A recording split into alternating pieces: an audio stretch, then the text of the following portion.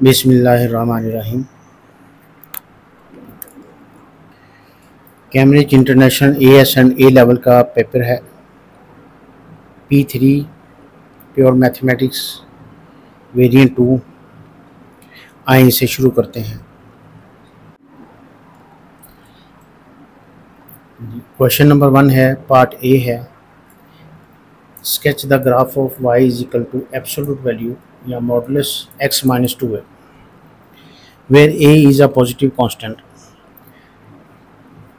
तो absolute value जो है उसका मतलब ये है कि y इक्वल है एब्सोल्यूट वैल्यू के, कि y कभी भी नेगेटिव नहीं होगा, कि y हमारा नीचे ग्राफ अगर हम बनाते हैं तो y नीचे की तरफ नहीं आएगा, नीचे ग्राफ नेगेटिव साइड पर नहीं है, y नेगेटिव कभी भी नहीं होगा। देखिए इसे स्केच करने का तरीका क्या है कि इसके दो इंटरसेप्ट ले लेते हैं हम, एक x इंटरसेप्ट और एक y इंटरसेप्ट। x इंटरसेप्ट लेने के लिए put y is equal to 0, y is equal to 0 जब यहाँ पुट करते हैं तो x is equal to 0 is equal to x minus 2a absolute value आ जाती है। तो x की वैल्यू हमारे पास 2a आ जाती है। तो एक हमारे पास पॉइंट क्या आया, x की वैल्यू 2a है और y 0 पुट किया। तो यहाँ स्केच करें आप ग्राफ पेपर पर, x से यहाँ a है तो यहाँ 2a है, तो ये 2a आ गया और y 0 है, एक पॉइंट हमारे पास a ये बन गया। अब y इंटरसेप्ट निकालने के लिए x इज इक्वल टू 0 हम यहाँ पुट करते हैं ग्राफ के अंदर। जब x is equal to 0 put करेंगे तो y इंटरसेप्ट हमारे पास y is equal to 2a आता है, तो 0 to a हमारे पास एक b पॉइंट निकल आता है। b पॉइंट स्केच करना चाहता है तो y एक्सिस पे आप जाएं, y एक्सिस पर x ऑलवेज 0 होता है, तो 2 ये a है, ये 2a है, y 2a हाइट पर है, तो b कोऑर्डिनेट हमारे पास ये बन जाता है। इन दोनों को मिला दें तो एक हमारे पास लाइन बनती है। ये लाइन को आगे एक्सटेंड करें तो नेगेटिव साइड पर डॉटेड लाइन है, मगर डॉटेड लाइन इसलिए बनाई है क्योंकि y एक्सिस x एक्सिस से नीचे y नेगेटिव होता है, तो y ये ग्राफ इस हिस्से पे नहीं बनेगा जहाँ y ये सारा नेगेटिव हो जाता है, क्योंकि y इज़ ऑलवेज पॉजिटिव। इसके बाद इसकी रिफ्लेक्शन ये ऑलवेज रिफ्लेक्शन की तरह होता है, तो आप अपनी तरफ से कुछ भी x is equal to 2a 4a 5a कुछ भी पुट कर लें मुनासिब सी वैल्यू, ताकि ग्राफ से आउट ना हो। हम x is equal to 3a put कर लेते हैं क्योंकि ये रिफ्लेक्ट होकर इस तरफ आना है, तो 2 से बड़ी वैल्यू को हम पुट करते हैं x is equal to 3a।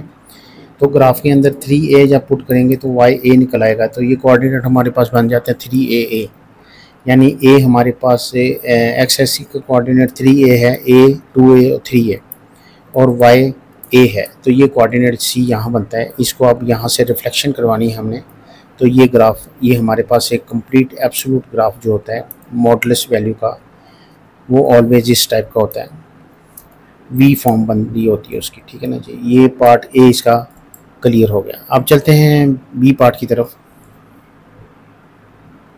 Solve the inequality. देखिए एब्सोल्यूट वैल्यू जो है उसकी एब्सोल्यूट को अगर ख़त्म करना चाहते हैं तो एक पॉजिटिव वैल्यू आती है, एक नेगेटिव वैल्यू आती है। हमने दोनों ले ली, एक पॉजिटिव रखकर इसे सॉल्व करते हैं, एक नेगेटिव रखकर सॉल्व करते हैं। जब पॉजिटिव रखकर इसको सॉल्व करते हैं तो a x is equal to a आता है। वक्ती तौर पे हम इसे इक्वल कंसिडर कर लेते हैं, ठीक है।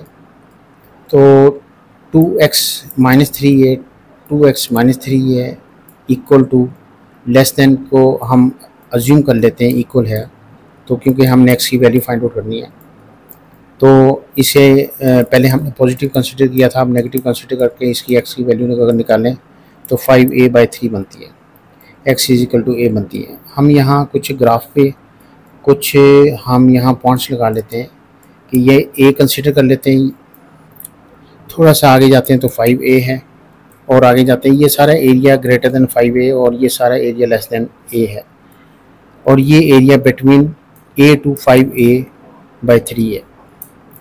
अब अगर a से कम वैल्यू हम देखते हैं, ये इसकी इनइक्वालिटी कहाँ कहाँ होल्ड करती है कि less than x is equal to a से नीचे नीचे अगर हम जी चलते हैं, x की वैल्यू हमारे पास निकली है। इसको सॉल्व करने के बाद एक कोऑर्डिनेट a निकला है, एक कोऑर्डिनेट इसके जो सोल्यूशन निकले इस इक्वेशन के 5a/3 निकला है। तो हम x एक्सिस के ऊपर हम एक coordinate x equal to a ले लेते हैं, इससे less than area, less than A है, अप टू माइनस इन्फिनिटी जाता है, और इससे आगे जाएंगे तो 5a/3 है। इससे ऊपर वाला एरिया 5a/3 से ग्रेटर है, यानी 6a/3। अगर आप 6a/3 करें तो ये कैंसिल होकर 2a बन जाता है। तो ये यानी 2a अगर आप ढूंढना चाहते हैं तो ये सारा इधर है। हम इस इनक्वालिटी के देखते हैं ये कहाँ कहाँ होल्ड करती है। लेस देन ए होल्ड करती है। जब लेस देन ए हम यहाँ कोई वैल्यू पुट करते हैं, एक्स से छोटी वैल्यू, एक्स से छोटी वैल्यू सपोज हमने 0 पुट करनी। जब हम यहाँ 0 पुट करते हैं, इस इनक्वालिटी के अंदर 0 पुट करते हैं, तो इसे सॉल्व करने के बाद -3 लेस देन 2 आता है। तो ये होल्ड करती है इनक्वालिटी, क्योंकि -3 लेस देन होता है 2 के। अब a से ग्रेटर वैल्यू लेते हैं मगर 5a/3 से छोटी वैल्यू लेते हैं, यानी सपोज हम 5a/3 से छोटी वैल्यू 4a/3 इसमें पुट करते हैं। इस इनक्वालिटी के अंदर हमने यहाँ x की जगह 4a/3 पुट किया, -3a, और यहाँ भी हमने x की जगह 4a/3 पुट किया, और जब इसे सॉल्व किया हमने तो ये बन जाता है -1/3a लेस देन 2/3a। अब देखिए negative value always less than होती है पॉजिटिव वैल्यू को, तो ये भी होल्ड करती है इनइक्वालिटी हमारी। अब इससे ये यहाँ तक एरिया हमारा ट्रू है।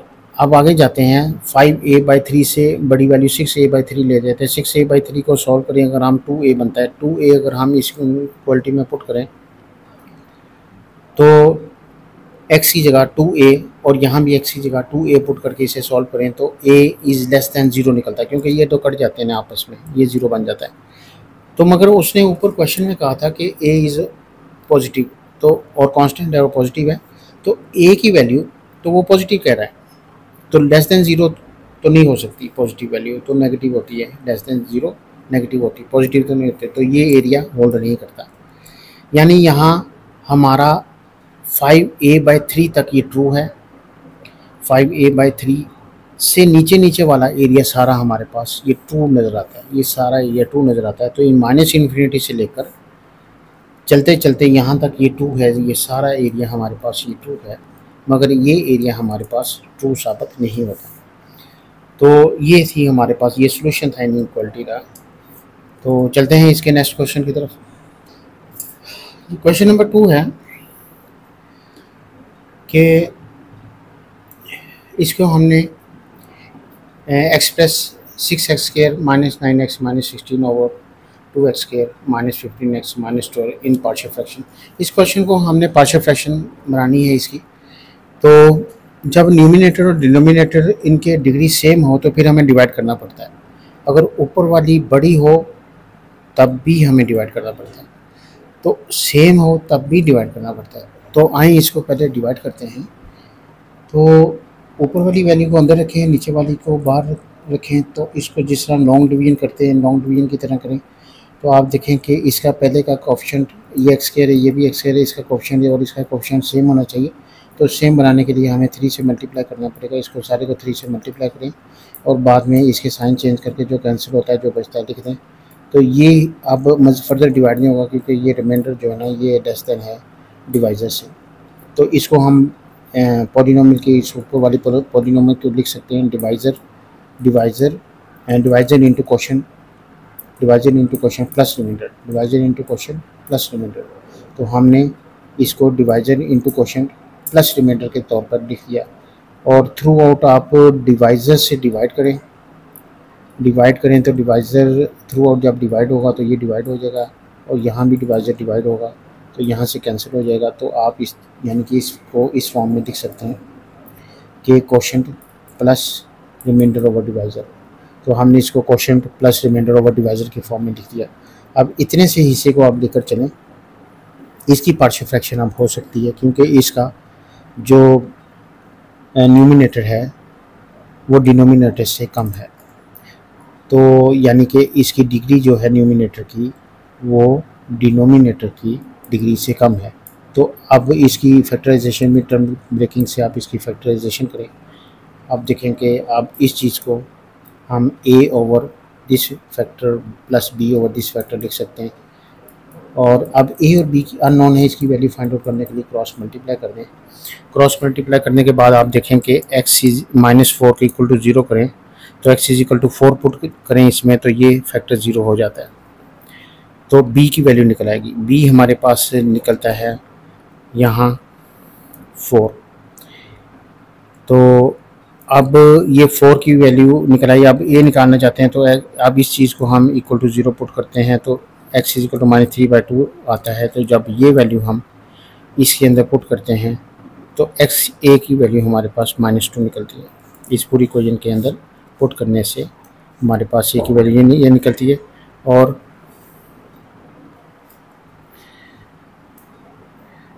तो यहाँ ये देखें कि a और b की वैल्यू हमारे पास निकल चुकी है। अब a वापस आए यहाँ, a की वैल्यू यहाँ लगाएं, b की वैल्यू यहाँ लगाएं।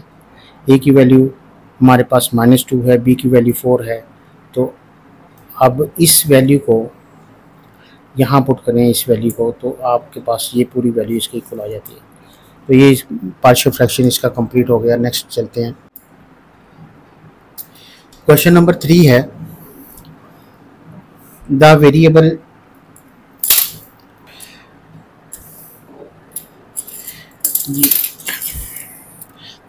x and y satisfy the equation। ये इक्वेशन दी हुई वेयर a और b ये कांस्टेंट्स हैं। Show that the graph of y against x is a straight line. यानी y अगेंस्ट x का मतलब ये है कि अगर आप x ये है, y ये है, कि y अगेंस्ट x यहाँ कोई ग्राफ बनाते हैं आप, तो ये एक स्ट्रेट लाइन बनेगी। ठीक है, हमने ये शो करना है कि ये स्ट्रेट लाइन बनती है, कोई कर्व नहीं बनता। तो स्ट्रेट लाइन की इक्वेशन जो होती है always y is equal to mx plus c होती है। y is equal to mx plus c का मतलब x की पावर 1 होती है, y की भी पावर 1 होती है। ये एक लीनियर फॉर्म होती है। इसमें जब x और y की वैल्यूज आप पुट करते चले जाते हैं, m और c अगर दिया हुआ है और x की वैल्यू पुट करते जाते हैं, तो ऑलवेज y की वैल्यू जो निकलती है उससे जब प्लॉट करते हैं तो हमेशा एक स्ट्रेट लाइन ही बनती है। तो अगर हम इसको ये शो कर दें कि ये y is equal to mx plus c की फॉर्म में बन रहा है, तो फिर ये शो हो जाएगा ये स्ट्रेट लाइन ही है। तो ये वेरिएबल जब हमारे एक्सपोनेंट की फॉर्म में होते हैं, हमें दोनों तरफ लॉग लेना पड़ता है। हम लॉगरिथम लेते हैं, लॉग लेने से ये एक्सपोनेंट जो है शुरू में आ जाती है, इसका एक्सपोनेंट भी शुरू में आ जाता है, ln a और ln b। अब इसको अंदर मल्टीप्लाई कर दें, ये कॉमन है, तो मल्टीप्लाई करके आप वेरिएबल x और y के वेरिएबल्स जो हैं वो y ये है, ये भी y है, आप इसे एक तरफ कर दें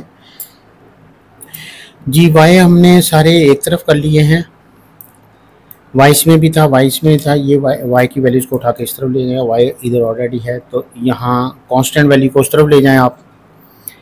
तो y अगर यहाँ से कॉमन लें तो ये सारा कांस्टेंट बनता है, कांस्टेंट से थ्रू आउट उधर डिवाइड कर दें तो ये x का कोएफिशिएंट बनता है, ये सारा कांस्टेंट है, क्योंकि a भी उसने कहा था कांस्टेंट है, उसका लॉग भी लेंगे तब भी कांस्टेंट है। और उसके बाद ये यहाँ भी a भी कांस्टेंट है, तो ये सारे का सारा कांस्टेंट है। ये कांस्टेंट वैल्यू आनी तो कांस्टेंट ही है, इसको मैं m एज्यूम कर लेता हूँ और इसे c कांस्टेंट एज्यूम कर लेता हूँ, x और y अपनी जगह। तो ये वही फॉर्म बन गई y is equal to mx plus c। और ये फॉर्म जो होता है ये शो करता है कि which show that the graph is a straight line. ये स्ट्रेट लाइन का ही ग्राफ बनता है इसके साथ। ये क्वेश्चन ही इस बात का एविडेंस है कि ये ऑलवेज स्ट्रेट लाइन ही बनेगी। नहीं, चलते हैं नेक्स्ट बी पार्ट की तरफ। जी, बी पार्ट है हमारे पास से, वो ए पार्ट से लिंक करता है। तो वो कहता है कि जो आपने यहाँ बी, जहाँ जहाँ हमारे पास ए है, ए यहाँ भी है, ए यहाँ भी है, वहाँ आप बी क्यूब पुट कर दें, यहाँ भी बी क्यूब पुट कर दें, यहाँ भी बी क्यूब पुट कर दें, यहाँ भी बी क्यूब पुट कर दें। इनकी जगह पहले हम इतने से हिस्से को हमने m कहा था, तो m को हमने ये एज्यूम किया हुआ है, m is equal to this one. तो जहाँ जहाँ हमारे पास a है वहाँ b क्यूब पुट कर दिया। b क्योंकि लॉगरिथम लगा हुआ तो जो एक्सपोनेंट है वो शुरू में आकर कोएफिशिएंट से मल्टीप्लाई हो जाएगा, तो ये बन जाएगा 6 और ये एक ये 6 ln b, एक ये है 6 ln b ये है, तो ये 7 ln b बन जाएगा। ln b के साथ कैंसिल हो जाएगा, 1/7 ये एक रैशनल नंबर है।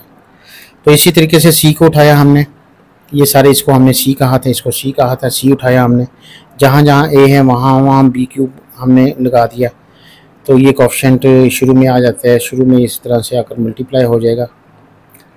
तो ये 6 ये है, एक ये है ln b, तो ये 7 ln b बन जाता है। तो ये ln b से कैंसिल हो जाएगा, 3/7, ये भी एक रेशनल फॉर्म में। तो ये आप दोबारा इसको m की वैल्यू यहाँ रखें, m की जगह 1/7, और आपने जो c की वैल्यू लगा दी है वो यहाँ रखें c की जगह। 3/7, तो वो कह रहा था कि ये y is equal to mx plus c जो आपने निकाला है ये एक रैशनल फॉर्म है। तो यानी ये p कह लें q कह लें, तो ये p q की जो फॉर्म बनती है हमारे पास, ये px plus qx px plus q की जो फॉर्म बनती है, यहाँ कंपेयर करेंगे p की वैल्यू ये है और q की वैल्यू ये है, ये रैशनल फॉर्म में है। तो ये कह रहा है p और q क्या है, एक रैशनल नंबर है। तो आइए इसकी नेक्स्ट पार्ट देखते हैं। नेक्स्ट पार्ट इसका देखते हैं। नहीं जी, ये पार्ट ए बी था उसका, क्वेश्चन नंबर 3 के। आप क्वेश्चन नंबर 4 शुरू करते हैं। Question number 4, the equation of the curve y e raise to power 2x plus y square e raise to power x is equal to 6, ये equation दी हुई है उसने। Find the gradient of the curve at the point where y is equal to 1। इसका gradient निकालना है। Gradient निकालने के बाद जहाँ y इज इक्वल टू 1 पर हमने उसका ग्रेडियंट चेक भी करना है। तो ग्रेडियंट निकालने का तरीका ये होता है कि डिफरेंशियल, ये जो इक्वेशन दी इसका डिफरेंशियल लेके, तो डिफरेंशियल लेने के लिए टेकिंग डिफरेंशियल में बहुत सारे दोनों तरफ हमने डिफरेंशियल ले लिया। कांस्टेंट का डिफरेंशियल 0 होता है। डिफरेंशियल इस पे भी लगेगा, इस पे भी लगेगा, ठीक है। तो आप ये देखेंगे इस पे डिफरेंशियल लग रहा है, ये u इंटू वी फॉर्म बन रही है, तो u इंटू वी ये as it is first as it is second का डिफरेंशियल लेंगे तो e raise to power function जो होता है वो एज इट इज़ आता है, ये सेम के सेम आएगा एक्सपोनेंशियल फॉर्म ई की। मगर इसका जो ई का एक्सपोनेंट है उसका अगेन डिफरेंशियल होता है प्लस। अब u इंटू वी इस पर भी लगेगा, तो पहले इस पे ये एज इट इज़ और इसका डिफरेंशियल प्लस, अब ये एज इट इज़ इसका डिफरेंशियल, और इसी तरह u इंटू वी इस पे भी लगेगा, ये एज इट इज़ इसका डिफरेंशियल प्लस, अब ये एज इट इज़ और इसका डिफरेंशियल 2y, और 2y base again differential dy over d of x। तो dy over d of x इसमें भी आ रहा है, इसमें भी आ रहा है। इन दोनों में से हम dy over d of x का कॉमन ले लें और बाकी जिसमें dy over d of x नहीं है उसको दूसरी तरफ ले जाएं और इसके ऑप्शन से डिवाइड कर दें, क्योंकि हमें dy और d ऑफ x चाहिए, क्योंकि यही हमारी स्लोप है, यही हमारा m है। कुछ कॉमन आता है तो इन दोनों में से कुछ कॉमन लेकर आप उसको कैंसिल कर दें, और फिर वो ये कह रहा है कि y इज इक्वल टू 1 पे हमने चेक करना है। अगर मैं y इज इक्वल टू 1 यहाँ पुट कर भी दूँ तो x की वैल्यू क्या होगी, x कहाँ से आएगा, तो y इज इक्वल टू 1 यहाँ लगाकर आप पहले x निकालें, जहाँ जहाँ y है वहाँ आप इसकी जगह 1 पुट कर दें, तो e raise to power 2x e raise to power x। तो ये क्वाड्रेटिक फॉर्म्स बन रही है। इसकी मिड टर्म ब्रेकिंग करें तो e raise to power x 2 निकलता है और e raise to power x negative value निकलती है। नेगेटिव वैल्यू का सोल्यूशन नहीं निकलता तो इसको हम इग्नोर कर देते हैं, और e raise to power x is equal to 2, जहाँ जहाँ e raise to power x है वहाँ e raise to power x की जगह 2 पुट कर देते हैं हम, और जहाँ जहाँ y है वहाँ 1 पुट करते के इसको सॉल्व करते हैं, -5/4 आ जाता है। तो ये इसका ग्रेडियंट निकल आया। तो चलते हैं क्वेश्चन नंबर 5 की तरफ। क्वेश्चन नंबर 5 ए पार्ट है, इसका बी और सी पार्ट 3 पार्ट्स दिए हुए हैं। It is given that the equation e raise to power 2x is equal to 5 plus cos 3x has only 1 root. हमने ये शो करना है कि इसका एक रूट है। Show by calculation that this root lies between in the interval, और वो इस इंटरवल के दरमियान लाई करता है। देखें, अगर कोई रूट का मतलब ये होता है कि ये इंक्रीजिंग टू डिक्रीजिंग अगर कोई कर्व है, तो यहाँ कोई कर्व ऐसा है, ये एक्स एक्सिस को जहाँ इंटरसेक्ट करता है, तो ये जहाँ इस जगह पे इंटरसेक्ट करता है तो वो इसका रूट है। अगर कोई कर्व इस तरह से है कि एक्स एक्सिस को वो 2 जगह पे इंटरसेक्ट करता है तो इसके डबल रूट्स हैं। तो वो कह रहा है कि ये शो करें कि इसका एक 1 रूट है, एक ही रूट है। ये भी पॉसिबल है कि वो ऐसे करके टच करके गुजर जाता हो, तो इसका 1 रूट होगा। तो ये चेक करने का ये तरीका है कि अगर मैं फ़र्ज़ करें कि ये इसका रूट है, तो इससे थोड़ा सा पीछे आएँ तो कर्व आपको इंक्रीजिंग मिलता है, डिक्रीजिंग मिलता है। इससे थोड़ा सा आगे जाएँ तो इंक्रीजिंग मिलता है। तो ज़ाहिर है ये फिर एक रूट बन जाता है।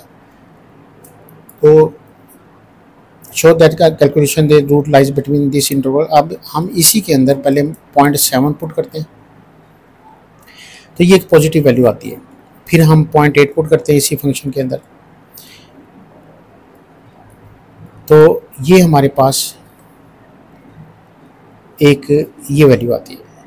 तो ये देखें, ये पॉजिटिव टू नेगेटिव जो चेंजिंग आ रही है, तो ये चेंजिंग जो है, अच्छा इसमें ये आपने जब हम इसको इस तरफ लेके जाएंगे तो -2x ये भी आना है और -2x, इसकी जगह 0.7 ये भी पुट होना है, और यहाँ भी e⁻⁻⁻⁷ ये कैलकुलेशन करने के बाद आप देखें कि ये इसमें इस फंक्शन में जब हमने पुट की वैल्यू 0.7 तो ये 0.44 आ जाता है। जब 0.8 पुट किया फंक्शन के अंदर तो ये -0.69 आ जाता है। यानी फंक्शन ऊपर मैं क्लियर कर देता हूँ, नीचे अगर आपको क्लियर नहीं हो रहा तो इसको उस तरफ ले जाएं तो 5 + cos 3x - e⁻²x, जहाँ जहाँ x है वहाँ वहाँ आपने 0.7 पहले पुट कर देना है, फिर 0.8 पुट कर देना है।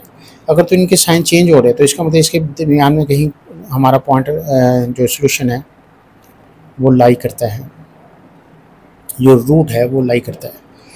तो अगर ये साइन चेंज ना होता तो इसका मतलब ये था कि ये अभी ये कर्व इस यहाँ कहीं है, तो इस इंटरवल के दरमियान तो सोल्यूशन बनता ही नहीं है। तो जब ये यहाँ से कट होकर गुजर रहा है तो इसका मतलब ये हमारे पास इस जगह पे सोल्यूशन बनता है, क्योंकि ये डिक्रीजिंग यहाँ से फिर इंक्रीजिंग है। आगे बी पार्ट इसका, show that if the sequence of the values in the interval, अगर इस इंटरवल के दरमियान given by the iterative formula, ये आइटरेटिव फार्मूला उसने बनाकर दे दिया हमें, converge this then it converge to the root of the equation in part A. तो ये क्या कन्वर्ज करता है? कन्वर्जेंट का मतलब ये है कि हम किसी इनिशियल वैल्यू से 0.7 से सपोज हम शुरू कर देते हैं और वैल्यूज पुट करते चले जाते हैं, और किसी एक जगह पे जाकर उसकी वैल्यू रिपीट होना शुरू कर देती है, तो उसका मतलब वो कन्वर्ज हो गया, यानी किसी ख़ास पॉइंट की तरफ, जिस तरह 0.74 अगर इसका सोल्यूशन है तो ये उसकी तरफ जा रहा है। अगर हम बेशक इसे 0.75 से सोल्यूशन से शुरू करते हैं मगर ये जा इस तरफ रहा है तो ये इससे इसी की तरफ जाता है, इससे आगे मजीद डिक्रीज़ नहीं होता। अगर हम दूसरी तरफ से शुरू करते हैं 0.65 से भी तो आएगा वो इसी तरफ, इस तरफ से जाएँ या इस तरफ से आएँ, ये कन्वर्ज इसी तरफ से होगा इसकी सोल्यूशन की तरफ, यानी किसी ख़ास वैल्यू की तरफ हमारी अगर सोल्यूशन जा रहा है तो इसका मतलब वो उस वैल्यू को पॉइंट आउट कर रहा है, उसकी तरफ ये कन्वर्ज हो रहा है। तो कन्वर्जन का मतलब ये है। देखिए इस फॉर्म में पहले तो इसको हम इक्वेशन को लिखते हैं, ये हमें दिया हुआ जी, ये इक्वेशन दी हुई है टेकिंग सोल्यूशन। हमने x को पहले x को हम इसका सब्जेक्ट बनाने के लिए दोनों तरफ लॉग लेते हैं, तो ये जो एक्सपोनेंट शुरू में आ जाते हैं ln e1 होता है, ये 2 इधर है तो 2 को उधर जाकर हम डिवाइड कर देते हैं। तो अब जहाँ x है उसको आप xn+1 कह दें, यहाँ xn कह दें, तो ये वही फॉर्म बन जाती है। और आप इस जगह पे आप वैल्यूज पुट करेंगे तो जो वैल्यू आएगी ये यानी x0 है की वैल्यू है, हमने इसका इनिशियल वैल्यू 0.7 लिया है तो x0 है, तो ये यहाँ x0 या 0 की जगह 0 लगाएंगे तो x1 बन जाएगी। फिर x1 देखें क्या आता है, ये 0.7 आप इस जगह पे लगाएं तो इसको कैलकुलेट करेंगे, ये आता है, ये वैल्यू अब x1 बन चुकी है। अब x1 दोबारा यहाँ लगाएंगे तो ये x2 बन जाएगी। जब x2 की वैल्यू दोबारा इसमें लगाएंगे, ये x2 है तो ये फिर x3 बन जाएगी, ये x3 बन जाएगी। जब ये वैल्यू दोबारा आप इस जगह पे लगाएंगे, ये x3 है, यहाँ 3 लगाएंगे तो यहाँ 3, ये 4 बन जाएगा, तो ये फिर हमारे पास 4 बन जाएगा। फिर इसी तरीके से आप ये वैल्यू जब ये दोबारा यहाँ 4 लगाएंगे, यहाँ 4, ये 5 बन जाएगा। ये वैल्यू यहाँ लगाने से ये 5 बन जाता है, तो x5 हमारे पास ये वैल्यू आ जाती है। तो आप ये देखें कि यहाँ भी 0.74 है, यहाँ भी 0.74 है, तो ये 0.74 की तरह इससे यानी ख़ास वैल्यू की तरफ ये कन्वर्ज हो रही है। तो इसका मतलब ये इसका सोल्यूशन है। ये आइटरेटिव फार्मूले के मदद से हमने इसका सोल्यूशन ढूंढा है। तो कुछ इक्वेशंस ऐसी होती हैं जिसको हम फैक्टराइज वगैरह नहीं कर पा रहे होते, तो उनका सोल्यूशन ढूंढना मुश्किल होता है। तो ये आइटरेटिव फार्मूला एक ऐसा फार्मूला है जिसकी एक ख़ास वैल्यू से हम शुरू करते हैं और सोल्यूशन की तरफ हमारी वैल्यू जाना शुरू हो जाती है, तो हम समझ जाते हैं ये वही सोल्यूशन है जो इस इक्वेशन का सोल्यूशन बनता है। तो ये फिर आइटरेटिव मेथड से हम ये इसे फाइंड आउट कर लेते हैं। तो ये भी सोल्यूशन फाइंड आउट करने का बेशुमार मेथड है, उनमें से एक मेथड ये भी है। चलते हैं इसके नेक्स्ट पार्ट देखते हैं। हाँ, क्वेश्चन नंबर 6 से आप क्वेश्चन नंबर 5 के ए, बी और सी पार्ट थे, आप क्वेश्चन नंबर 6 की तरफ चलते हैं। ये एक डायग्राम दी हुई है जिसका ये मैक्सिमम है, ठीक है। ये पॉइंट मैक्सिमम पीक तक जाता है, उसके बाद ये डिक्रीज होना शुरू हो जाता है। तो एम निकालना, मैक्सिमम निकालने का क्या तरीका होता है, यानी ये टर्निंग पॉइंट कह लें या इसे का यही तरीका होता है कि हम पहले की दफ़ा डिफरेंशिएट करते हैं, उसको इक्वेट जीरो करते हैं। The diagram show the curve, ये उसके कर्व की इक्वेशन दी हुई है हमें, वेयर ए यहाँ एक कांस्टेंट और एक्स वेरिएबल है and its maximum point, M एक मैक्सिमम पॉइंट है। तो find the exact coordinate of M, M के एग्जैक्ट कोऑर्डिनेट ढूंढें क्या है, यानी ये एग्जैक्ट कोऑर्डिनेट एम के क्या हो सकते हैं जो मैक्सिमम के हैं, क्योंकि एम मैक्सिमम है। तो मैक्सिमम निकालने का क्या तरीका होता है, taking differential on both sides. तो यू इंटू वी यहाँ लगेगा first as it is second का differential plus second as it is first का डिफरेंशियल, एक्स का डिफरेंशियल 1 होगा और इसका डिफरेंशियल ये एज इट इज़, और इसकी एक्सपोनेंट का डिफरेंशियल अगेन यहाँ माइनस है। तो इसको कुछ कॉमन है तो कॉमन लेने हैं आप, और इसको again put equal to zero कर दें, तो ये एक दो फैक्टर बन जाते हैं, यहाँ फिर ये ज़ीरो है यहाँ ये ज़ीरो है। तो आप देखें कि ये x की वैल्यू नीचे लाने के लिए, कोएफिशिएंट बनाने के लिए लोग दोनों तरफ लेना पड़ेगा। ln 0 जो होता है वो अनडिफाइंड होता है, इसलिए इसका सोल्यूशन नहीं निकलेगा। तो यहाँ से x की वैल्यू 1/a निकलती है, ये a है, ठीक है, ये a है। तो ये 1/a अगर हम, उसने कहा था कोऑर्डिनेट निकालना है, यानी कि x y दोनों के, x तो निकला है, y के कोऑर्डिनेट्स कैसे निकालें। y के कोऑर्डिनेट के लिए असल इक्वेशन की तरफ वापस जाते हैं, तो इस इक्वेशन में 1/a यहाँ पुट कर देते हैं, x की जगह 1/a, यहाँ भी 1/a हमने पुट कर दिया। ये a से कैंसिल हो गया, तो यहाँ e रेज़ टू पावर -1, ये रेसिप्रोकल में जाकर a हो जाता है, और ये ऑलरेडी a यहाँ है, तो आप इसे सॉल्व करेंगे तो 1/a, ये e नेगेटिव होने की वजह से नीचे आ जाएगा। तो ये m की कोऑर्डिनेट्स बनते हैं, x ये है और y ये है, ये m के कोऑर्डिनेट्स आ जाते हैं। चलते हैं इसके नेक्स्ट पार्ट की तरफ।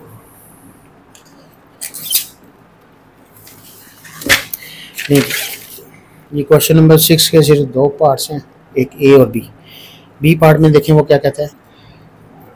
देखें हमने इंटीग्रल लेना है 0 to 2, लिमिट जो जीरो दी हुई है 0 to 2/a x e raise to power -ax d of x, यानी यहाँ भी x है, इसमें भी x है, यानी ये दो फंक्शन दिए हुए हैं।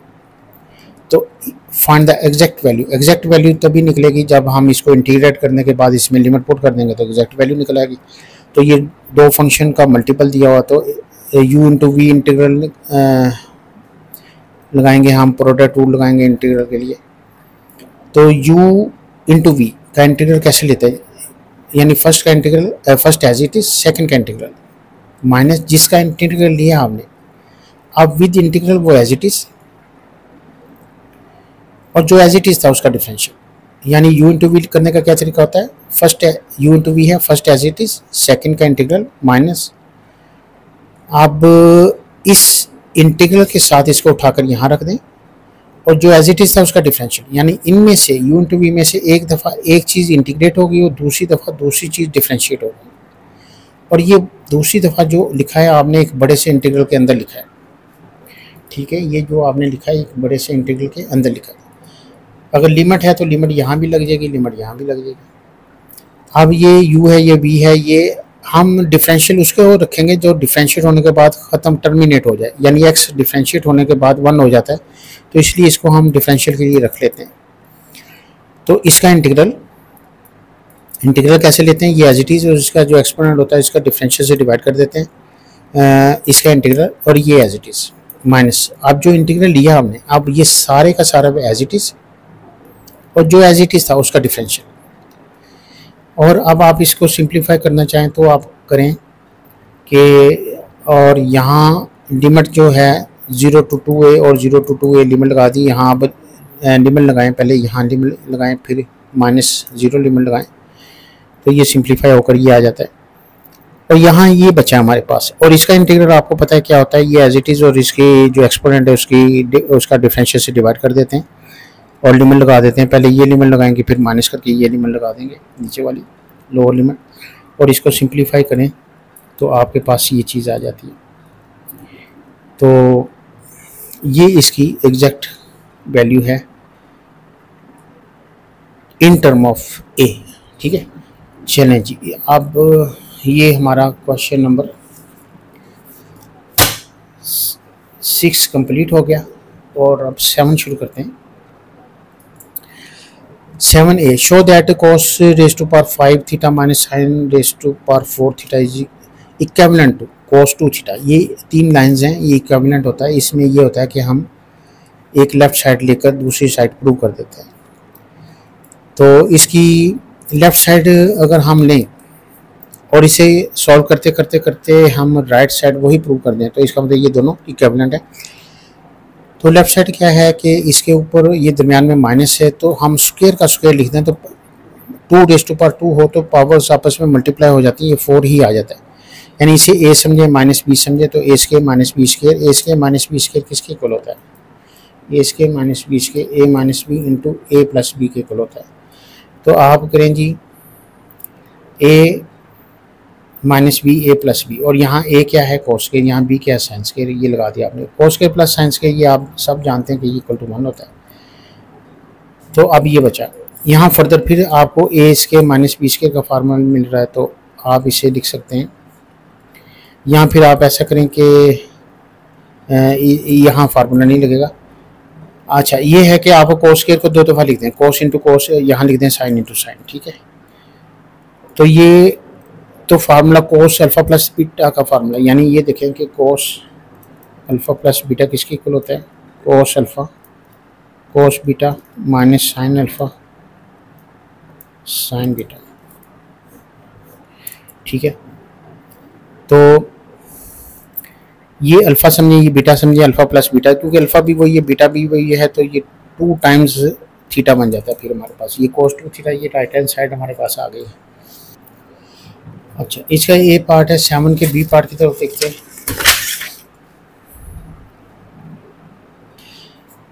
Hence find the exact value of this. अच्छा ये देखें cos raise to power 4 theta minus sin raise to power 4 theta, इसको आप कैलकुलेट कर चुके थे, cos 2 थीटा के इक्वल आया था, ठीक है। इसकी सिंप्लीफिकेशन इसके इक्वल है, तो इस हमने पिछला जो रिजल्ट होता है वो यूज़ करना होता है, तो इसका रिजल्ट यहाँ आप पुट कर दें। और ये भी देखें कि 2 sin थीटा cos थीटा ये sin 2 थीटा के इक्वल होता है। ये इसकी वैल्यू इसकी इक्वल होती है और इसकी वैल्यू इसकी इक्वल होती है। तो देखें कि ये मैंने रीराइट यहाँ किया, तो यहाँ इसकी जगह आप ये पूरा पिछली प्रीवियस रिजल्ट लगा दें, मगर इस पूरे को होल स्क्वायर के तौर पे भी लिख सकते हैं। ये 4 है, ये 2 है, इसका कंप्लीट स्केल है, तो ये और इतनी सी चीज़ साइन ट्रिग्नोमेट्रिक रेशियोज में जाकर देखें, ट्रिग्नोमेट्रिक आइडेंटिटीज़ में 2 sin थीटा cos थीटा किसके इक्वल होता है? 2 sin theta cos theta equal होता है sin 2 थीटा के। तो इसकी जगह आप sin 2 थीटा लगा दें, ऊपर ऑलरेडी स्क्वायर है। तो आप अलग-अलग इंटीग्रल लेंगे, इसका इंटीग्रल लेंगे, तो स्क्वायर्स का इंटीग्रल अगर तो उनके बेस का डिफरेंशियल हो तो पॉसिबल होता है, वरना डायरेक्ट नहीं निकलेगा। तो इसको मल्टीपल एंगल में कन्वर्ट कर देते हैं। Multiple angle sine square 2 theta equal होता है 1 माइनस cos 4 थीटा बाई 2, ये हाफ एंगल फार्मूले होते हैं। इसका डबल इधर होता है और इसका हाफ इधर होता है इस एंगल का। तो ये ट्रिग्नोमेट्रिक आइडेंटिटीज़ में इसके फार्मूले हैं, वहाँ से आप उठाएं और इसकी जगह ये पुट कर दें। आप 2 1 लेदर डिवाइड कर दें 1 के साथ 2 को जी। तो देखें ये लिमिट है, तो थोड़ा सा ऊपर मैं रिवाइज कर देता हूँ आपको कि cos raise to power 4 of theta minus sin raise to power 4 theta, ये हम पीछे इसका प्रूव कर चुके हैं कि ये cos 2 थीटा के इक्वल है। इसी तरीके से 4 sin square theta cos square theta, इसको हम चाहें तो कंप्लीट स्केल में लिख सकते हैं, और 2 sin theta cos theta equal होता है sin 2 थीटा के, ऊपर ऑलरेडी स्क्वायर है इसके, ठीक है। तो स्क्वायर वाली अगर इसके बेस का आगे हमारे पास डिफरेंशियल ना हो तो इंटीग्रल पॉसिबल नहीं होता, तो हम इसके एक्सपोनेंट को मल्टीपल एंगल में कन्वर्ट कर सकते हैं। तो हाफ एंगल फार्मूले की हेल्प लें, अगर sin स्क्वायर 2 थीटा इक्वल होता है 1 माइनस का cos 4 थीटा, यानी इसका डबल यहाँ और इसका हाफ यहाँ, और ये 2 लेदर अगर डिवाइड करके आप पूरी की पूरी इसकी जगह आप इसको इसमें कन्वर्ट करें और फिर इसको इसमें कन्वर्ट करके और लेदर डिवाइड करके लिख दें, और लेदर इंटीग्रल ले लें। cos 2 थीटा का इंटीग्रल जो होता है वो sin 2 थीटा होता है और एंगल का डिफरेंशियल से डिवाइड होता है, और ये कांस्टेंट है, इसके साथ थीटा लग जाएगा। और cos 4 थीटा का डिफरेंशियल जो होता है वो sin होता है और एंगल के डिफरेंशियल से डिवाइड होता है। उसके बाद पहले π/8 यहाँ जहाँ जहाँ थीटा है वहाँ लगा दें, फिर -π/8 जहाँ जहाँ थीटा है वहाँ आप लगा दें। तो इसको कैलकुलेट कर दें, ये हमारे पास वैल्यू आती है। और इसका मज़ीद फाइनल आंसर आप इसे कैलकुलेट करेंगे तो इसका फाइनल आंसर बनता है जी, इसका वैसे इसी फॉर्म में आप इसे रहने दें, यही इसका आंसर है। ठीक है, इसे आप चाहें तो मज़ीद पॉइंट्स वगैरह में लिख सकते हैं, मगर उसकी ज़रूरत नहीं है। चलते हैं नेक्स्ट इसके क्वेश्चन की तरफ।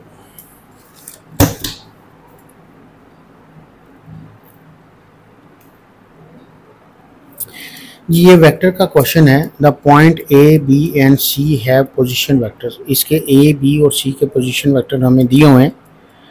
तो पोजीशन वेक्टर मीन ये होता है कि ओरिजिन से, यानी ए बी सी हैं, तो ओरिजिन से अगर इसको साथ मिला दें तो ये इसके पोजीशन वेक्टर हैं।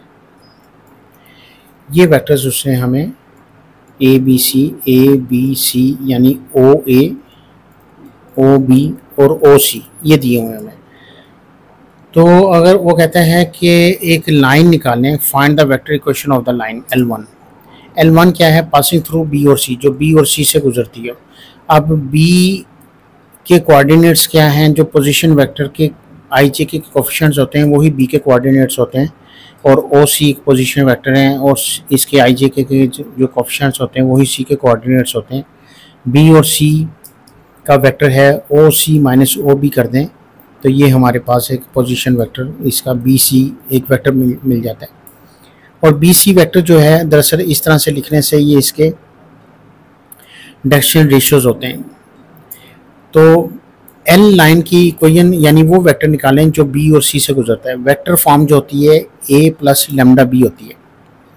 बी ए जो है कोई कोऑर्डिनेट्स, आप इसमें से कोई एक पॉइंट उठाकर यहाँ लिख दें तो वो ए के पॉइंट्स हो गए, और यहाँ बी की जगह आप इसके डायरेक्शन रेशियोज जो हैं वो लिख दें तो ये हमारे पास एक वेक्टर फॉर्म बन जाती है।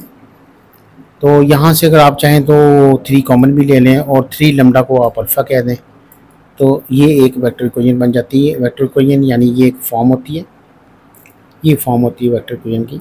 ये एक हमारे पास एक पॉइंट होता है और ये डायरेक्शन रेशियोज होती हैं।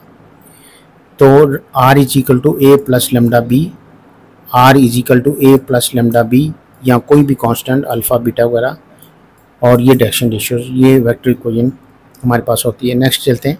The line L2 has equation जी, बी पार्ट है find the coordinate of the points, find the coordinates of the point of the intersection of L1 and L2। जहाँ ये दोनों लाइनें L1 और L2 इंटरसेक्ट होती हैं वो पॉइंट ऑफ इंटरसेक्शन हमने फाइंड आउट करना है। देखें कि इसका पॉइंट और इसका पॉइंट, जनरल पॉइंट, इसको इक्वेट कर दें तो ये वहाँ वो कोऑर्डिनेट निकलेंगे जहाँ ये आपस में इंटरसेक्ट करती हैं। जो L1 के कोऑर्डिनेट्स हैं एक्स वाई जेड, इसका जनरल पॉइंट हमारे पास ये है। कैसे भला? -2 प्लस इसको अंदर मल्टीप्लाई करें म्यू थ्री और +1, इसका कोएफिशिएंट क्या है? +1, इसको अंदर मल्टीप्लाई करें तो जे का कोएफिशिएंट यहाँ क्या आता है? म्यू, के का कोएफिशिएंट क्या है? 4, और इसको अंदर मल्टीप्लाई करें तो -2 म्यू इसका कोएफिशिएंट है, और ये एक्स वाई जेड इसके कोऑर्डिनेट्स बन जाते हैं और ये डायरेक्शन रेशियोज हैं। इसी तरीके से आप जो L1 लाइन है, ये तो L2 लाइन थी तो L1 लाइन उसने हमें यहाँ दी हुई है, तो उसकी L1 लाइन, ये L1 लाइन हमने जो फाइंड आउट की थी 5 प्लस अल्फ़ा 1 और 2 प्लस अल्फ़ा 1 0 माइनस अल्फ़ा। अब ये दोनों कोऑर्डिनेट्स हैं, इसके जनरल कोऑर्डिनेट्स हैं L2 के ये, और जनरल कोऑर्डिनेट्स L1 के ये हैं हमारे पास। ये जहाँ इंटरसेक्ट करते हैं वहाँ दोनों कोऑर्डिनेट्स इक्वल हो जाते हैं, वहाँ ये दोनों कोऑर्डिनेट्स इक्वल हो जाते हैं, यानी इनको इक्वल कर देंगे हम। तो इक्वल करने के लिए ये वाई जेड जो है, जेड कोऑर्डिनेट इस जेड कोऑर्डिनेट के इक्वल हो जाएगा, यानी माइनस अल्फ़ा को इसके इक्वल कर दें तो यहाँ से अल्फ़ा की वैल्यू ये निकलती है, और वाई कोऑर्डिनेट इसके इक्वल कर दें तो यानी कि 2 प्लस अल्फ़ा, यहाँ ये 2 प्लस अल्फ़ा होना चाहिए, ये 2 plus alpha is equal to 1 plus mu, यानी 2 plus alpha is equal to 1 plus mu. तो यहाँ से ये देखें कि आप अल्फ़ा की वैल्यू ये जो पूरी की पूरी यहाँ सब्स्टिट्यूट कर दें तो यहाँ ये -2 बनता है, -2 इधर ले जाएं तो ये 1 plus mu is equal to ये +2 बन जाएगा उधर जाकर। तो और यहाँ ये म्यू इधर ले आए, 2 म्यू में से एक म्यू निकल जाता है म्यू, तो ये इस तरह म्यू की वैल्यू 3 आ जाती है। ये 3 की वैल्यू आप इस म्यू में पुट कर दें तो अल्फ़ा की वैल्यू 2 आ जाती है।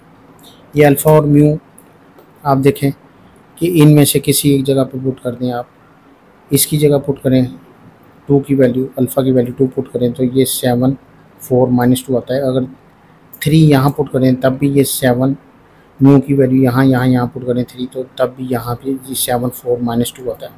तो यानी ये वो पॉइंट्स हैं जहाँ ये दोनों लाइंस इंटरसेक्ट करती है, ये वो कोऑर्डिनेट्स हैं, ये पॉइंट है, ये पॉइंट ऑफ इंटरसेक्शन आ गया हमारे पास। सी पार्ट है the point D on L2, L2 के ऊपर एक हमारे पास L2 के ऊपर एक डी पॉइंट है। तो L2 की जो जनरल फॉर्म थी, आप ये देखें कि L2 की ये जनरल फॉर्म थी, इसको हमने जनरल कोऑर्डिनेट्स में, इसके जनरल फॉर्म में इस तरह से भी लिखा जा सकता है, ये इसके एक्स वाई जेड के कोऑर्डिनेट्स जनरल फॉर्म में आ जाते हैं। तो ये किसी भी पॉइंट को रिप्रेजेंट करते हैं, जितने भी पॉइंट्स L2 के ऊपर जितने पॉइंट, चाहे यहाँ जितने पॉइंट्स हो, डी कह लें, पी कह लें, क्यू कह लें, जितने भी पॉइंट्स हैं वो सारे के सारे जो हैं वो इसी फॉर्म में ही लिखे जा सकते हैं। यहाँ लैम्डा की वैल्यू चेंज हो जाए करते करते ये जो चाहे आप इसे कोऑर्डिनेट्स बना सकते हैं। वो कहता है इस लाइन के ऊपर एक डी पॉइंट है, जिसके ऊपर डी पॉइंट जो भी होगा वो इस फॉर्म में ही होगा। तो डी के कोऑर्डिनेट्स क्या हुए, ये वाले हुए, क्योंकि L2 के ऊपर है, ये डी के कोऑर्डिनेट्स यहाँ लिख दिए। अब देखें वो क्वेश्चन क्या कह रहा था, तो पॉइंट डी मैंने पहले ही बता दिया कि ये पॉइंट डी है, यानी इसका पोजीशन वेक्टर ये है on L2 is such that A B is equal to B D. A B is equal to B D, अब A B is equal to B D इसको मैग्नीट्यूड में इस तरह भी लिखा जा सकता है। और ए बी कैसे निकालेंगे हम, यानी बी -a करें, बी का पोजीशन वेक्टर -a का पोजीशन वेक्टर करें तो हमारे पास ए बी निकल आता है। बी का पोजीशन वेक्टर हमारे पास, आप पीछे देखें जाकर, तो ये हमारे पास ये बी के कोऑर्डिनेट्स हैं 5 2 0 और 5 2 0, ये 5 2 0 ये बी के कोऑर्डिनेट्स हैं। ए के क्या है हमारे पास, ए के कोऑर्डिनेट्स हमारे पास -2 1 4 है, -2 1 4 -2 1 4 ये ए के कोऑर्डिनेट्स हैं, इनके पोजीशन वेक्टर्स हैं हमारे पास। तो बी -a करेंगे, यानी बी के कोऑर्डिनेट्स -a के कोऑर्डिनेट्स लिख दें तो ए बी वेक्टर आ जाता है हमारे पास ये वाला। और इसी तरह से बी डी निकालना है तो डी -b, डी का पोजीशन वेक्टर -b का पोजीशन वेक्टर करें तो हमारे पास बी डी आ जाता है। तो डी के जनरल फॉर्म ये है -b, बी के कोऑर्डिनेट्स आपको पता है ये हैं, तो इसको माइनस करके लिख दें। और इसकी लेंथ यानी कि क्या कि ए बी की लेंथ और बी डी की लेंथ इक्वल होनी चाहिए, यानी ए बी की लेंथ और बी डी, और लेंथ निकालते कैसे हैं, निकालते हैं सम ऑफ द स्क्वायर करके, यानी इसका सम ऑफ द स्क्वायर करके स्क्वायर रूट ले लें तो इसका मैग्नीट्यूड निकल आता है। इस तरह से इसका सम ऑफ द स्क्वायर करके स्क्वायर रूट ले लें तो बी डी का मैग्नीट्यूड निकल आता है। स्क्वायर रूट दोनों तरफ से अगर कैंसिल कर दें हम और इनके स्क्वायर्स को ओपन कर दें तो ये 7 का 49 और 1 और 16 इसको मिलाएं तो 66 बनता है। इसका स्क्वायर खोलें a plus B whole square के फार्मूले से, तो a स्क्वायर यानी 49 प्लस b स्क्वायर यानी 9 म्यू स्क्वायर माइनस 2ab, यानी 21 और 2 से मल्टीप्लाई किया 42 म्यू। और इसी तरह a plus B whole square, इसका भी हमने ओपन किया स्क्वायर, यहाँ से यहाँ तक ये था इसका, और यहाँ से यहाँ तक ये है, और यहाँ से यहाँ तक इसका स्क्वायर ये है, इसका स्क्वायर ये है। और इनमें से म्यू स्क्वायर जितने भी उनको आप कंबाइन कर लें और म्यू जितने भी हैं उनको कंबाइन कर लें, और जो कांस्टेंट वैल्यू हैं उनको कंबाइन करके लिख लें। और 66 से कैंसिल हो जाता है, ये 0 आ जाता है। तो म्यू कॉमन ले लें आप, म्यू हमारे पास ये 0 को म्यू एक 0 आता है, एक वैल्यू ये आती है, इसको इग्नोर कर देते हैं। और म्यू की वैल्यू 30 और 7 म्यू की वैल्यू अगर आप इसमें रखें तो आपके पास ये ओ डी वेक्टर, एक जनरल वेक्टर हमारे पास ये आ जाता है। ओ डी के coordinates find the position vector, यानी पोजीशन वेक्टर यही होता है कि आप जो भी कोऑर्डिनेट्स निकले हैं उनके साथ आई जे के लगा दें या इस फॉर्म में लिख दें तो ये पोजीशन वेक्टर बन जाता है। पोजीशन वेक्टर वो होता है जिसका इनिशियल पॉइंट 0 होता है और टर्मिनल पॉइंट वो जो भी उसने नाम दिया है डी वगैरह वो होता है। तो ये ओ डी का एक पोजीशन वेक्टर हमारे पास आ जाता है।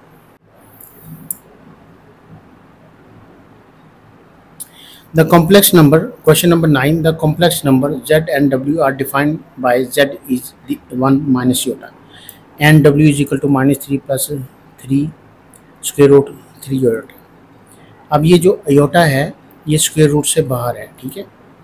अच्छा, वो क्या कह रहा है कि एक्सप्रेस जेड डब्ल्यू, एक्सप्रेस यानी जेड और डब्ल्यू को मल्टीप्लाई कर दे। जेड की वैल्यू ये है और डब्ल्यू की वैल्यू ये है, जेड और डब्ल्यू की वैल्यू को दोनों को मल्टीप्लाई कर दो। और मल्टीप्लाई करने के बाद ए प्लस आयोटा बी की फॉर्म में इसको लिखो, where A and B are real and in exact surd form यानी स्क्वायर रूट की फॉर्म में ये आएगा। देखें कि 1 minus iota multiply by -3 + 3 square root of 3 iota. इसको मल्टीप्लाई करते हैं, 1 को पहले सबके साथ मल्टीप्लाई करते हैं, सेम रहेगा। आयोटा को सबके साथ माइनस आयोटा को मल्टीप्लाई करेंगे, साइन भी चेंज हो जाएगा और आयोटा इसके साथ भी लगेगा। आयोटा के साथ जब मल्टीप्लाई होगा तो माइनस आएगा, क्योंकि माइनस ऑलरेडी इसके साथ मल्टीप्लाई हो रहा तो -1 इंटू माइनस इसकी वजह से वो प्लस हो जाएगा। अब आयोटा की वैल्यूज लैदा करके इसमें से आयोटा कॉमन ले लो, रियल को लैदा कर दो तो ये ए यानी ए रियल है और बी भी रियल है और साथ ही आयोटा आ गया। ये रियल पार्ट हो गया, ये इमेजिनरी पार्ट हो गया। ए प्लस आयोटा की फॉर्म में हमने इसको लिख दिया। Express Z and W in the form of this, R और e raised by iota theta की फॉर्म में हमने जेड और डब्ल्यू को कन्वर्ट करना है, यानी आर यहाँ मैग्नीट्यूड होता है और थीटा हमारे पास आर्गूमेंट ऑफ जेड होता है। तो इसकी रेंज जो दी हुई है वो 0 से पाई और 0 से -पाई, यानी 0 से पाई और 0 से, यानी हमने इस तरफ भी जाना है और इधर से इस तरफ भी जाना है। ये रेंज दी। Give the exact value of R and theta. तो देखें कि आर निकालने के लिए इसका मैग्नीट्यूड लेना पड़ता है, sum of the square of A square plus B square, ये हम करेंगे तो स्क्वायर रूट लेंगे। तो ये हमारे पास इसमें जेड हमारे पास ये ए है, यानी इसकी फॉर्म अगर Z is equal to A plus iota B लिखें तो इसको कंपेयर करें। ए हमारे पास 1 आता है, बी हमारे पास, तो आर का फार्मूला ए स्क्वायर प्लस बी स्क्वायर होता है। तो कंपेयर करें, यहाँ ए हमारे पास 1 है और बी -1 है, तो ये स्क्वायर रूट ऑफ 2 आ जाता है। तो आर्गूमेंट ऑफ जेड निकालना है अगर आपने, तो थीटा आर्गूमेंट ऑफ जेड का मतलब थीटा होता है और ये tan inverse Y over X होता है। तो यहाँ आप ये देखें कि ये वाई भी हमारे पास है। यहाँ अगर आप ये देखें कि y हमारे पास यहाँ नेगेटिव है और x पॉजिटिव है, ये सेकंड क्वाड्रेंट बनता है, थर्ड क्वाड्रेंट बनता है। थर्ड में हमारे पास ये π/4 यानी 1 tan इनवर्स 1 करें तो π/4 बनता है, क्योंकि लिमिट हमारे पास 0 to -π की तरफ हमने जाना है और यहाँ 0 से π की तरफ जाना है। तो इधर से आते हुए तो ये -π बनता है, तो -π इसका होगा।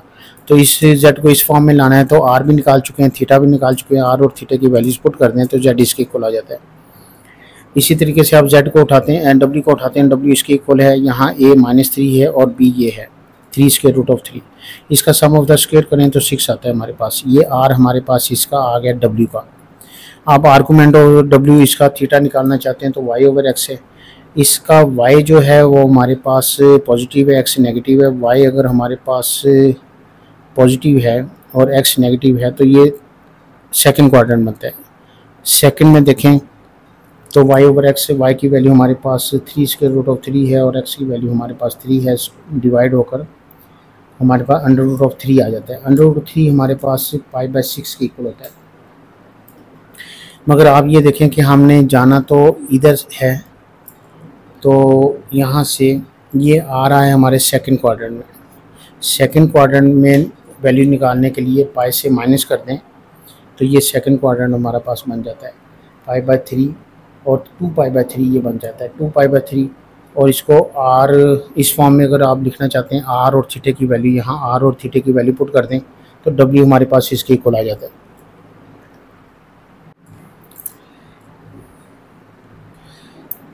सी पार्ट है, on an Argand diagram the points representing W and Z W are A and B respectively.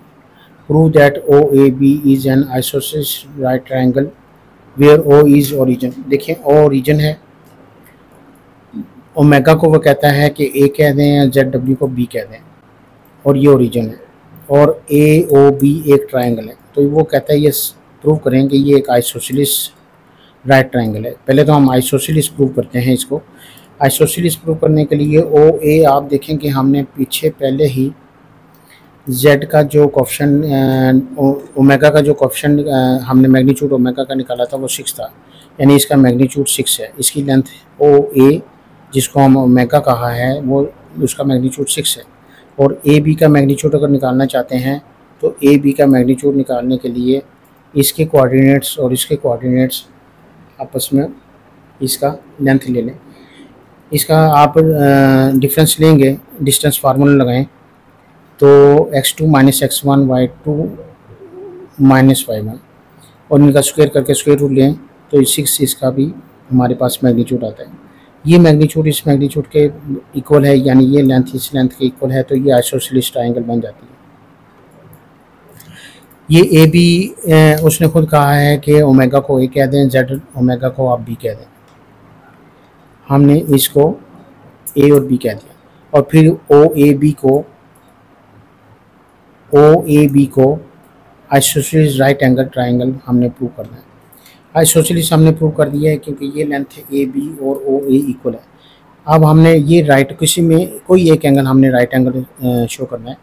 देखें कि इसका एक्स एक्सिस से लेकर ए का जो एंगल बनता है आर्गूमेंट ऑफ ओ, अगर ए ओ बी हमने ये फाइंड आउट करना है तो ये पूरा एंगल में से ये एंगल निकाल दें तो ये दरमियान एंगल बच जाता है। यानी आर्गूमेंट ऑफ डब्ल्यू में से आर्गूमेंट ऑफ जेड डब्ल्यू निकाल दें तो फिर हमारे पास ये दरमियान वाला एंगल आ जाएगा, ए ओ बी आ जाएगा। तो ये यहाँ इक्वेशन हमने बना ली है। आर्गूमेंट ऑफ जेड जो है और आर्गूमेंट जेड डब्ल्यू, इसका मतलब ये है कि ये दो आर्गूमेंट मल्टीप्लाई हो रहे हैं तो उनकी एडिशन होती है, ये प्रॉपर्टी है। तो argument of Z plus argument of W लिखते हैं, माइनस को अंदर मल्टीप्लाई करते हैं तो ये दोनों ओमेगा ओमेगा से कैंसिल हो जाता है। आर्गूमेंट ऑफ जेड नेगेटिव है, तो आर्गूमेंट ऑफ जेड जो है वो आर्गूमेंट ऑफ जेड ऊपर जाएँ तो हमने इसका आर्गूमेंट ऑफ जेड -π/4 निकाला था, वो -π/4 माइनस माइनस प्लस हो जाता है तो ये π/4 आता है। ये आइसोसेलेस ट्रायंगल हो तो बेस एंगल इक्वल होते हैं, ये π/4 है तो ये भी π/4 है, यानी ये 45 है तो ये भी 45 है, तो ये फिर टोटल एंगल तो 180 होता है। तो 180 में से 45 और 45 लेस कर दें तो 90 बचता है। तो ये प्रूव हो जाता है कि ये फिर ए पर सिंस ए बी या ओ ए, ये तो हमने ओ ए बी और ओ ए तो ये 6 के इक्वल थे और बी ए ओ और बी ए ओ पर हमारे पास ये राइट एंगल शो होता है। तो ये एक राइट एसोसिएस, ये दोनों दो साइड्स इक्वल हैं और एक एंगल 90 का है तो ये राइट एसोसिएस ट्रायंगल बन जाती है। तो इसके रिजल्ट में आप लिख देंगे कि triangle O A B is an isosceles right angle triangle. ठीक है। Using your answer to part B में कुछ हमने रिजल्ट निकाले थे कि आर्गूमेंट ऑफ डब्ल्यू या आर्गूमेंट ऑफ ओमेगा 2π/3 के इक्वल है, आर्गूमेंट ऑफ जेड जो है -π/4 के इक्वल है। तो इन दोनों को अगर एडिशन करें तो 1512π बनता है, यानी 1512π को मैंने दो हिस्सों में डिवाइड कर दिया, 2π/3 प्लस -π/4। मगर ये तो आर्गूमेंट ऑफ डब्ल्यू है और ये आर्गूमेंट ऑफ जेड है। दो आर्गूमेंट आपस में प्लस हो रहे हो तो वो आपस में मल्टीप्लाई, अगर कंबाइन आर्गूमेंट लें तो ये आपस में मल्टीप्लाई हो रहे होते हैं।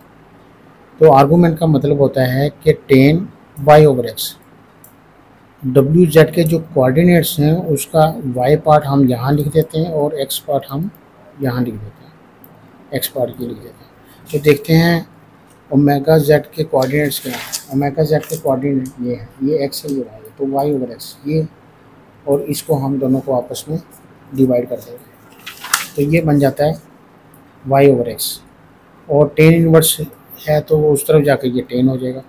तो ये वो कहना चाह रहा है कि हम ये tan 15/12π को जो पार्ट बी में रिज़ल्ट हैं उनको यूज़ करो, यानी इस तरह से हम पार्शली आपस में प्लस करके देखते हैं कि ये आर्गूमेंट ओमेगा और आर्गूमेंट जेड के आर्गूमेंट्स बन जाते हैं, उनके एंगल बन जाते हैं। ले चलते हैं नेक्स्ट क्वेश्चन की तरफ।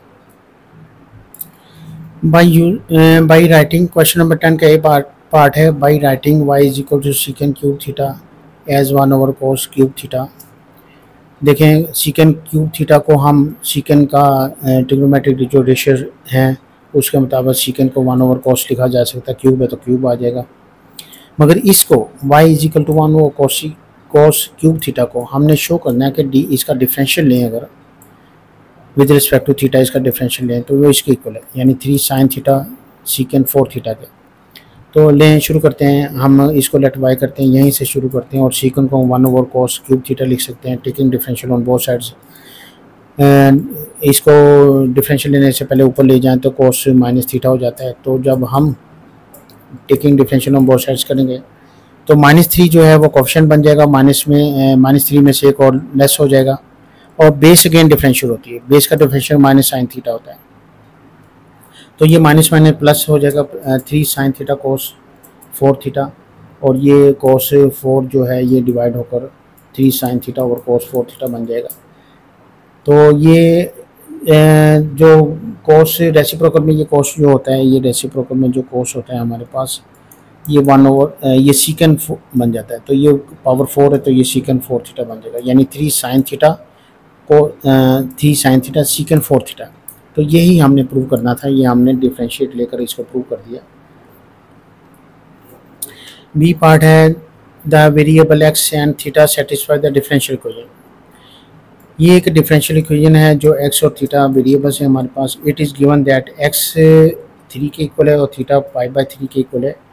ये इनिशियल वैल्यू प्रॉब्लम्स होती है, इसलिए दे रहे हैं कि जब हम इसे इंटीग्रेट करें और जब सी आए तो उसको फाइंड आउट करने के लिए ये हम सी को कांस्टेंट को जो इंटीग्रल का कांस्टेंट है उसके लिए हमें ये इनिशियल वैल्यू दी होती है। Solve the differential equation. Differential equation किसको कहते हैं? जिस इक्वेशन के अंदर डिफरेंशियल इन्वॉल्व हो उसको डिफरेंशियल इक्वेशन कहते हैं, और उसको जब हम डिफरेंशियल को ख़त्म करते हैं समझो डिफरेंशियल इक्वेशन सॉल्व हो गई, यानी उसका डिफरेंशियल ख़त्म हो गया। To find the value of cos theta. Cos theta निकालना है when x is equal to 0, वो फर्दर हमें x इज इक्वल टू 0 दे रहा है। कोस थीटा निकालने के लिए give your answer correct to 360 figure. देखते हैं करते हैं कैसे। सबसे पहले हम ये डिफरेंशियल इक्वेशन इसको सॉल्व करना है। इसको सॉल्व करने का क्या तरीका है कि वेरिएबल को सेपरेट कर लें। वेरिएबल को सेपरेट कैसे करते हैं कि x इस तरफ है तो इस dx को भी इस तरफ ले जाए, ये x इस तरफ मल्टीप्लाई हो रहा हो तो जाकर डिवाइड कर दें, ये dx डिवाइड हो रहा था उसको मल्टीप्लाई कर दिया, और ये cos raise to power 4 theta ये मल्टीप्लाई हो रहा हो तो जाकर डिवाइड हो जाएगा, और साइन थीटा भी इधर रहेगा, डी थीटा भी इधर रहेगा, तो ये सारा थीटा एक तरफ कर दिया, सारा एक सामने दूसरी तरफ कर दिया। तो ये अब दोनों तरफ इंटीग्रल लेते हैं। इंटीग्रल लेने के बाद आप ये देखें कि इसको ऊपर ले जाएं, इसकी बेस का डिफरेंशियल बनता है माइनस साइन थीटा, तो यहाँ साइन है सिर्फ नेगेटिव लगाना है तो पावर फार्मूला लग जाएगा। इसी तरीके से इसका लहदा इसको डिवाइड कर लेते हैं। इसकी बेस का डिफरेंशियल 2x बनता है, तो इसकी बेस का डिफरेंशियल ऊपर मौजूद है तो यहाँ लॉग का फार्मूला लग जाएगा और यहाँ टेंजेंट का फार्मूला लग जाएगा, क्योंकि एक्स स्क्वायर प्लस ए स्क्वायर अगर रेसिप्रोकल में है तो 1/a tan इनवर्स x/a का फार्मूला होता है।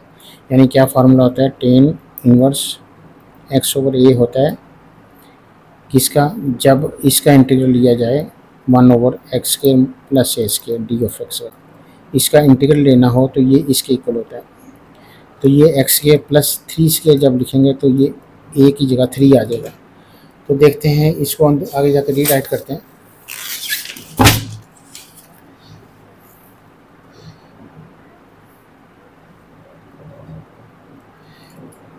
देखें यहाँ माइनस मैंने अपनी तरफ से लगाकर माइनस से बाहर मल्टीप्लाई भी कर दिया, क्योंकि इसकी बेस का डिफरेंशियल माइनस थीटा मौजूद है, तो यहाँ पावर फार्मूला लगा दिया, -4 में एक प्लस करके उसी से डिवाइड कर दिया। अब इसमें इसका डिफरेंशियल बनता था 2x, क्योंकि ये 0 हो जाएगा कांस्टेंट है, तो 2x यहाँ 2 नहीं है, 2 से मल्टीप्लाई डिवाइड कर दिया, और इसको भी हम 3 को शुरू में ले लाते हैं, इसका स्क्वायर कर दिया, 3 का भी स्क्वायर कर दिया। तो अब देखें कि इसका इंटीग्रल हमने लिख दिया, यहाँ इसका लॉगरिथम लगा देते हैं। तो ये हमने इसका पूरे का डिफरेंशियल ऊपर मौजूद है तो ln x² प्लस 9 हो जाएगा, प्लस अब ये देखें कि ये 1/a tan inverse x/a, a की जगह यहाँ 3 है, 3 से कैंसिल हो जाता है, प्लस c इंटीग्रल कांस्टेंट है। तो ये इसे सिंप्लीफाई करके आप सीकेंड रेसिप्रोकल में जाकर कॉस रेसिप्रोकल में जाकर सीकेंड बन जाता है, क्योंकि इसके ऊपर क्यूब है तो क्यूब आ जाएगा। तो इसी तरीके से आप ये देखें कि आप सी निकालना है। इस इक्वेशन को ज़रा बेहतर करके हमने ये लिखा है और कुछ नहीं किया। तो सी निकालने के लिए आप ये देखें कि एक्स हमारे पास पीछे दिया हुआ था 3 और वाई थीटा दिया होता π/3। ये जहाँ जहाँ थीटा है, जहाँ जहाँ एक्स है वैल्यूज पुट कर दें आप, वैल्यू पुट करने के बाद इसको सिंपल कैलकुलेट ही करना और कुछ नहीं करना, तो सी की वैल्यू निकल आती है। ये सी की वैल्यू वापस यहाँ पुट कर दें फर्स्ट में, पुट इन फर्स्ट। तो ये सीकन को 1 को कोस क्यूब थीटा भी लिखा जा सकता है। ये हमारे पास एक डिफरेंशियल इक्वेशन सॉल्व हो गई है, क्योंकि इसके अंदर अब डिफरेंशियल नहीं है। तो इसको मज़ीद कैलकुलेट करेंगे, ln 9 करें कैलकुलेटर पर और ये ऐड कर दें तो 1.53 बन जाता है। यहाँ तक आते हैं। अब इसको फर्दर हमने सॉल्व करना है। तो कॉस क्यूब थीटा ये है, तो दोनों तरफ रेसिप्रोकेट कर देते हैं और क्यूब ले लेते हैं। क्यूब लेने के बाद कॉस थीटा की वैल्यू निकाल लेते हैं। तो ये कॉस थीटा की वैल्यू हमने निकाल ली है। तो देखिए शुरू में उसने कहा था कि find the value of cos theta when x is equal to 0। तो जब